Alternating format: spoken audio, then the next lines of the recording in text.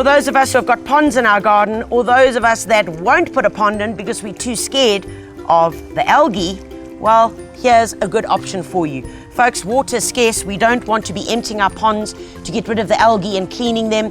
So why not find a solution that works where you don't have to empty them? And that's this stuff over here. It's called Pond Clear. Folks, most importantly, like in every chemical that you're going to be using, whether it's in the house or in the garden, please read the instructions. The first thing you've got to work out is how much water is actually in your pond.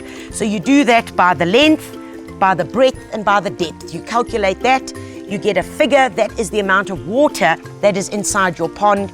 And for every 1,000 liters of water, you need to add in some of this. And basically, once you've worked out your calculation, you're going to take some of the Pond Clear, according to your instructions, pop it into 5 liters of water.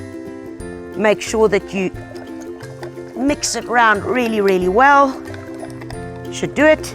And then you're going to apply it into your pond. Now, folks, you can apply this into ponds that have got fish in them and that have also got plant life. And that's the great thing, because it is incredibly safe. Apply it where the pump is or wherever there's a spout so that it can circulate as quickly as possible. And all you're going to do is pour it in. When you pour it in, you're going to find that the water is going to turn slightly cloudy, and that is normal. Don't stress about that, because the cloudiness will literally disappear after a few hours, maximum 1 day. If you find that your first application wasn't successful, then a week later you apply a half-strength application. And in that way, you're going to make sure that you've got no algae, happy fish, happy plants in your pond without wasting water.